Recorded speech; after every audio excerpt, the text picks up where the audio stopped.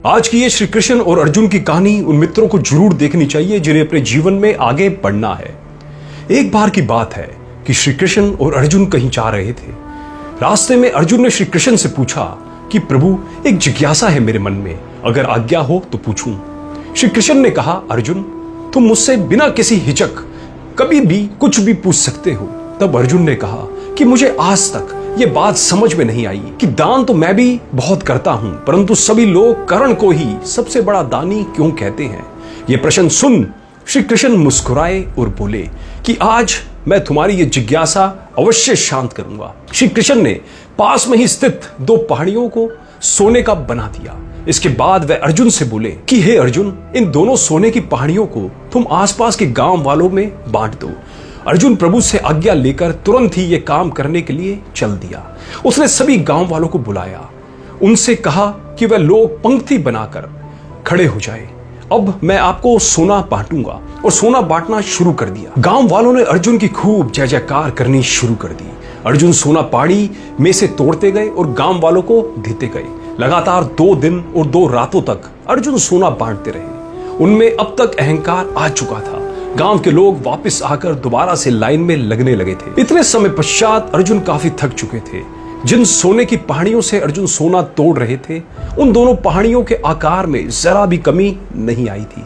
उन्होंने श्री कृष्ण जी से कहा कि अब मुझसे यह काम और ना हो सकेगा, मुझे थोड़ा विश्राम चाहिए। प्रभु ने कहा कि ठीक है, तुम अब विश्राम कर लो। और उन्होंने कर्ण को बुलाया। उन्होंने कर्ण से कहा कि इन दोनों पहाड़ियों का सोना इन गांव वालों में बांट दो।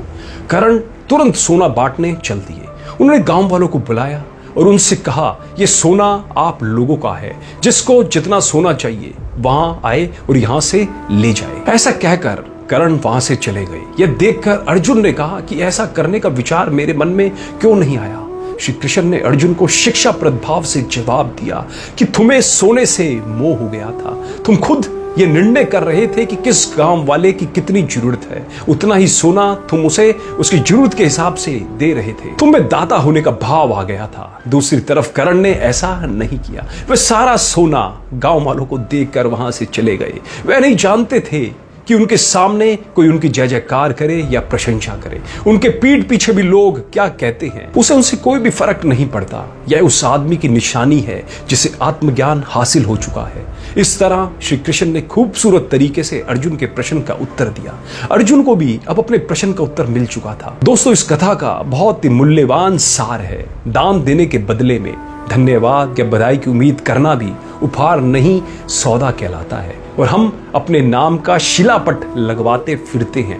यदि हम किसी को कुछ दान या सहयोग करना चाहते हैं तो हमें यह बिना किसी उम्मीद या आशा के ही करना चाहिए, ताकि ये हमारा सत्कर्म हो, ना कि हमारा अहंकार। इसलिए प्रत्येक मनुष्य को बिना किसी स्वार्थ के विवश होकर निरअहंकारिता के भाव से दान, पुण्य, सत्कर्म सदैव करते रहना चाहिए। दोस्तों, यदि इस कहानी ने आपको थोड़ा सा भी कुछ भी सिखाया हो, थोड़ी सी भी शिक्षा दी हो, तो इस कहानी को ज्यादा से ज्यादा औरों के साथ शेयर जरूर करें, जिनसे उनके अंदर भी निरअहंकारिता का भाव आ सके, वो भी विनम्र हो सके और सत्कर्म के मार्ग पर चल सके। क्योंकि ऐसी कहानियां ही हमारी जिंदगी बदलती है।